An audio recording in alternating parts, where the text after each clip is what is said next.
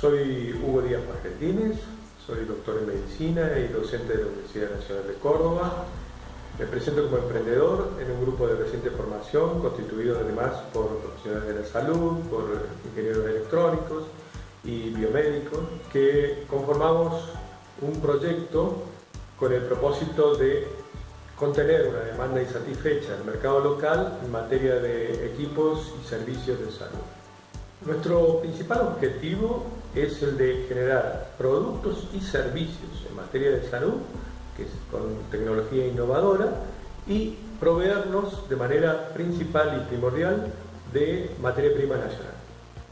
El actígrafo que desarrollamos está destinado a abordar patologías como los trastornos del sueño, la enfermedad de Parkinson, el trastorno de atención por hiperactividad y otras enfermedades.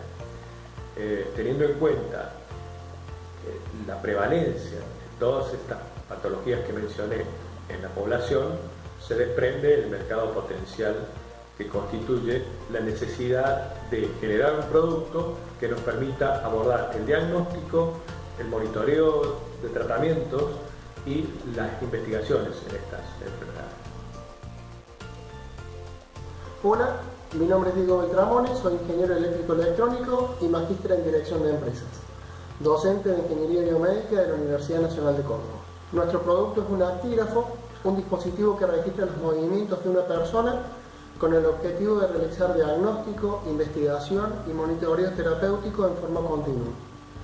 Ya hemos realizado un prototipo con el que hicimos pruebas funcionales con muy buenos resultados. Actualmente no se comercializa en Argentina y los que vimos en el exterior tienen funciones acotadas, como por ejemplo la evaluación de rendimiento deportivo. Nuestro producto tiene muchas más aplicaciones, sobre todo en el campo clínico y terapéutico.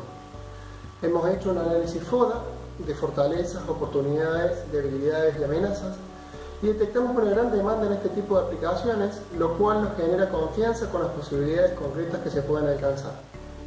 Los fondos solicitados serán destinados a servicios de consultoría, sobre todo porque es un producto médico, la contratación de servicios profesionales y técnicos que puedan complementar los nuestros, y finalmente los gastos e inversiones para la puesta en marcha de la empresa.